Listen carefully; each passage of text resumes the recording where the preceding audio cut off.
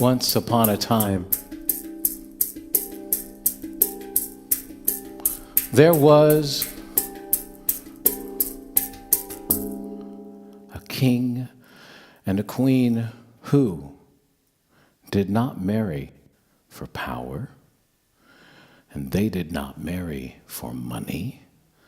They did not marry for land, but they married for true love.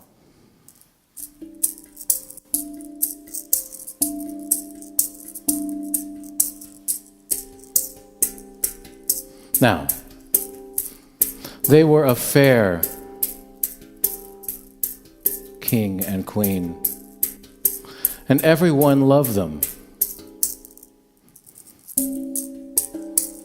But all they wanted was a baby daughter.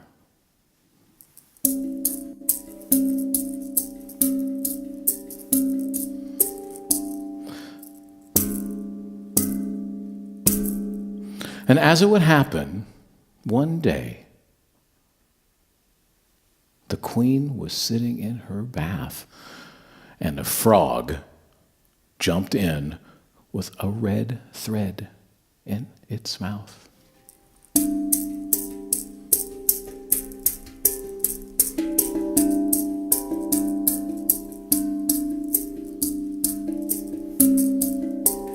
Now, she did not know what to think about this. Frog left a red thread.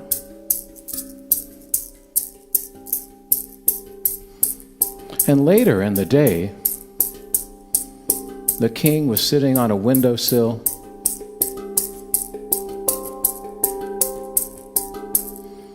Ribbit.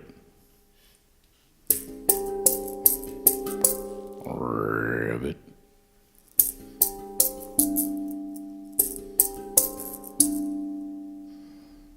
And the frog jumped on his chest and left a red thread on his heart.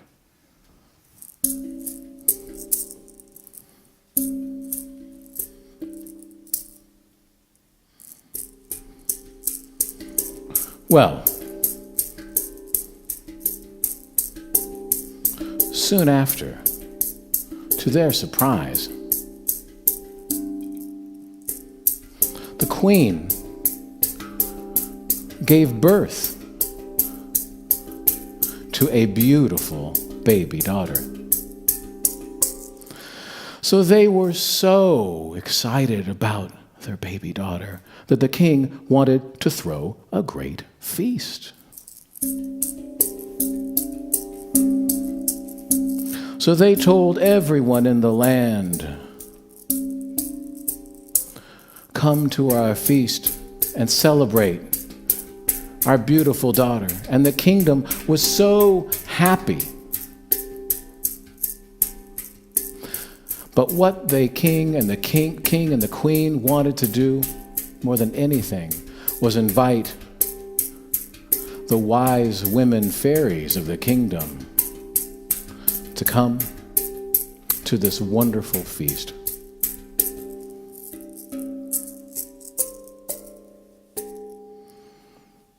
And so they set about creating the most wonderful great hall to celebrate their new daughter.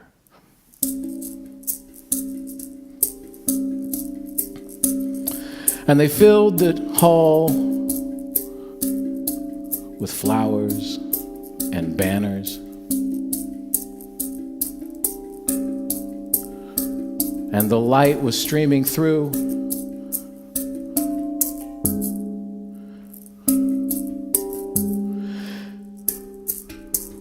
But most importantly, they wanted to honor the wise women fairies. And so on a great table, they put out the 12 golden place settings. Or was it 13?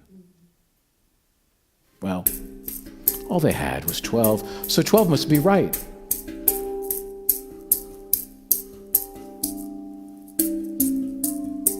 And the day came. Everyone was so happy. The baby was shining.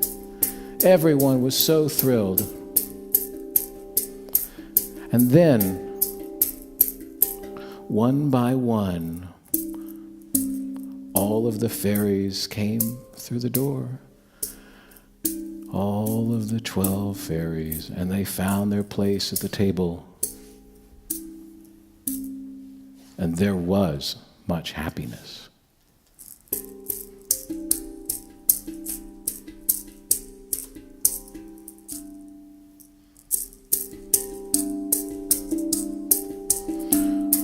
And as the night started to wane, the fairies, one by one, came to the little baby and said, "Oh, you will be beautiful. Oh, you will be kind-hearted. You will be good with your hands. You will be intelligent." And so on and so forth, and so on and so forth, and so on and so forth, until the 11th fairy had finished giving her blessing.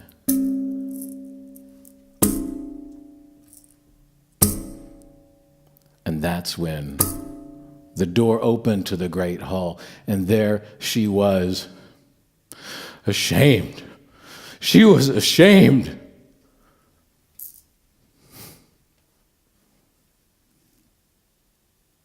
The 13th fairy stood there, almost looking like a frog. There she was. She walked in, ashamed and angry. She walked over to the baby and said, "I curse you to die in your 15th year.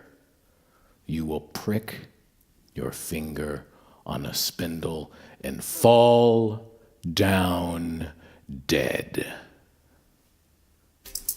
And so it was.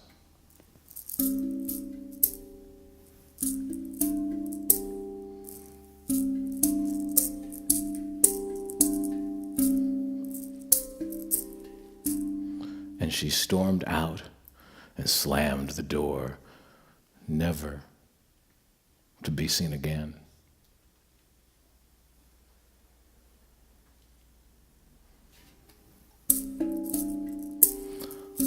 But the 12th fairy had not gone yet.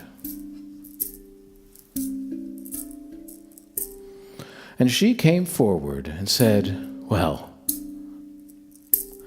I cannot undo such a powerful, powerful, powerful spell from such a wise fairy. But I can soften it. And so, yes, in her 15th year, she will prick her finger on a spindle, but she will only fall asleep for 100 years.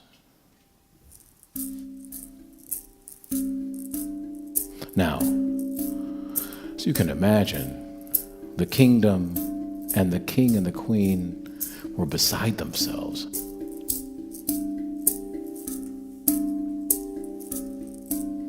So the king made a great proclamation. No spindles in this kingdom. You will have to do it the old-fashioned way. And so it was. All the spindles were removed from the kingdom. Now, by and by, 1, 2, 3, 4, 5, 6, 7, 8, 9, 10, 11, 12, 13, 14, 15 years passed. And the beautiful girl was beautiful. She was every bit of the blessing that everyone thought she would be. And one day, during that 15th year, the king and the queen were out of the kingdom,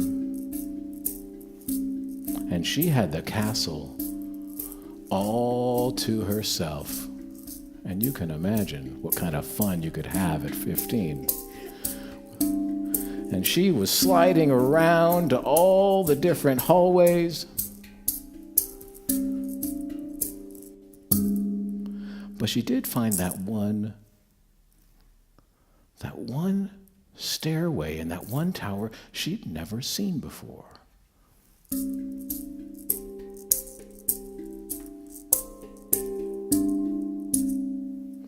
And she went through the door and up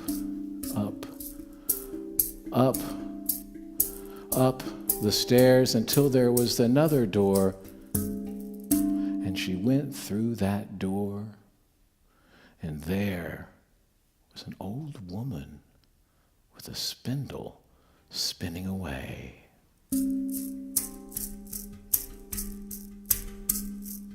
Now, this seemed a little odd, but she'd never seen a spindle before. And she said, "Hi, can I come in?" And the old woman looked at her and said, "Yes, please do," with her eyes darting like a rat.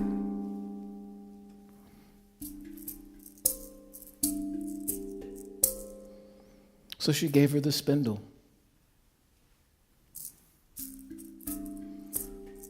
And the girl sat down next to her on the bed. And she said, "Oh, here, let me try it." Oh! And she pricked her finger.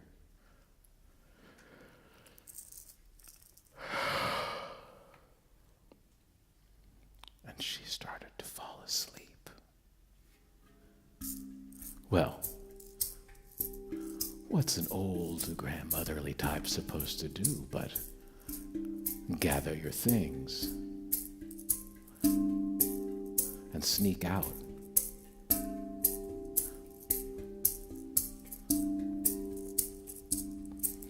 And it was at that time that the king and the queen came home, and they got into the great hall and noticed that the dogs were asleep. And then they noticed that the butcher was asleep, and the baker. And everyone was getting,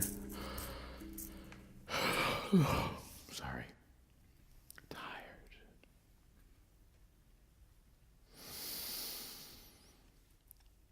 Oh, and I thought, why don't we just have a seat? And so they did. And even the flies in the great hall went zzz.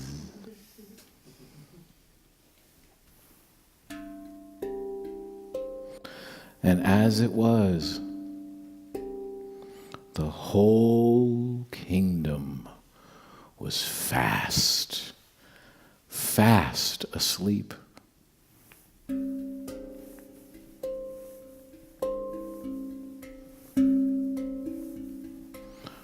Now in this sleep, a great fog rolled over the land, and it went everywhere.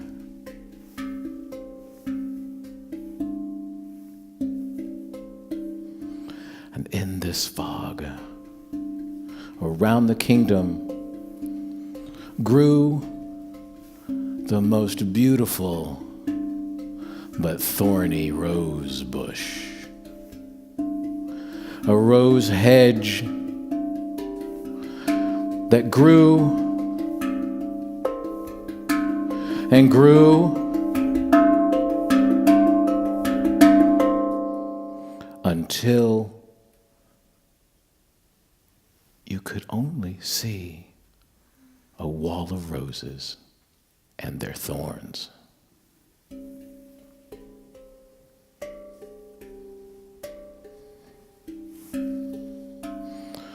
Now, over time, as things do, legends are told. And people hear of this girl that they call Briar Rose, who they say is a sleeping beauty who will only awaken to her truest love.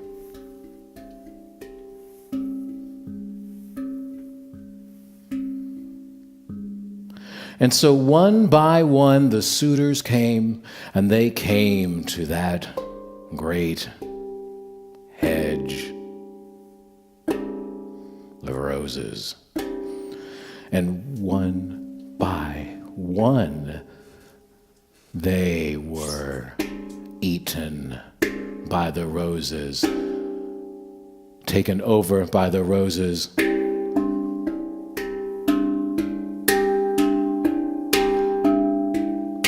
Until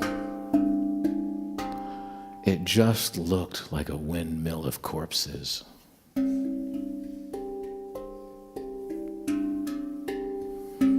But the lure of the legend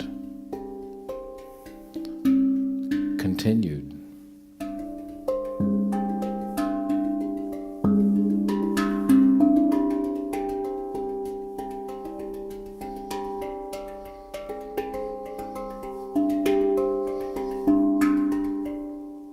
Now, one day, a boy on a great black horse, some say his name was Florimundo, came to town.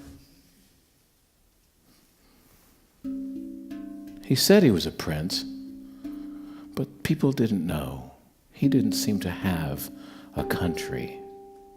But nonetheless, he heard the tale of Briar Rose. And he thought, well, I have nothing else to lose.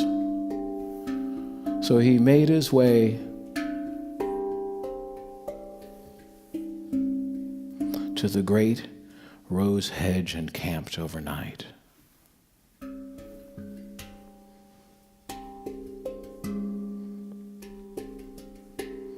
And as he woke up, he heard a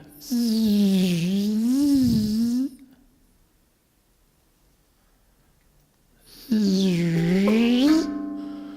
there was a bee in his ear. But he could swear that the bee said something, and he thought he heard something.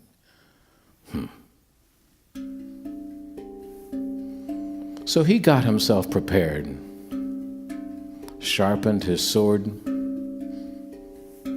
fed his steed, and walked to the great rose bush.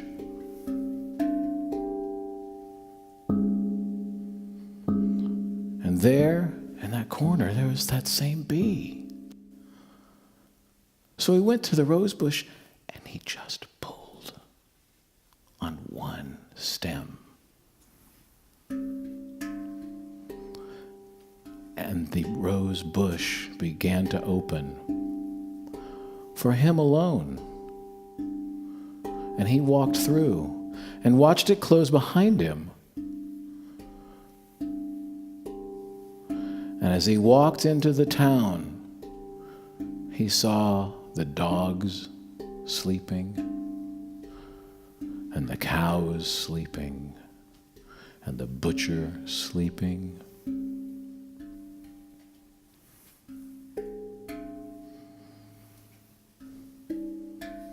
And he went into the great hall, and there were the king and the queen, fast asleep. Now, what he didn't know was that the 100 years was coming to an end, and his friend the bee tried to tell him.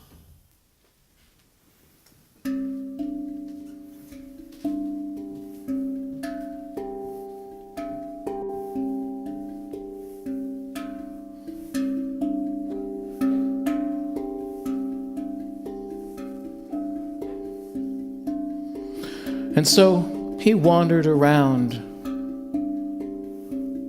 and he found that tower and went up the stairs.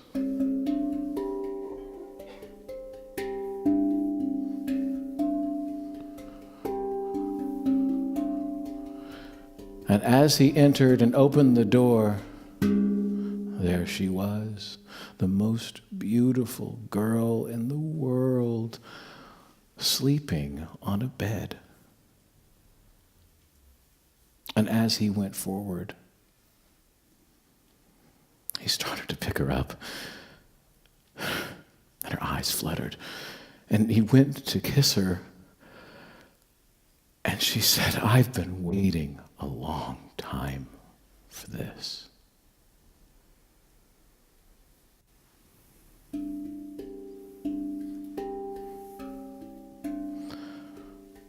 And one by one, everyone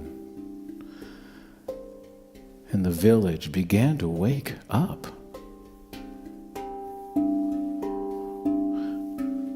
Now, Briar Rose and Floramundo, why, they would court and they would spend time together. And yes, eventually they would get married. And they would indeed fall in love. But what he never knew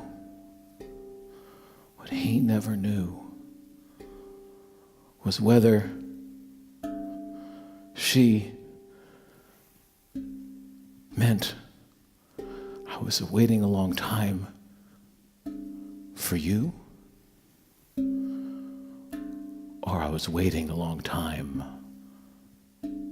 to become fully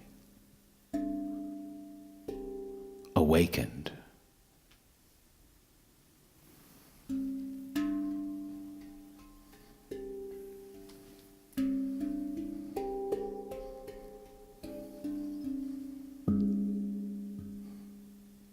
And so that's how the story goes of the tale of Briar Rose.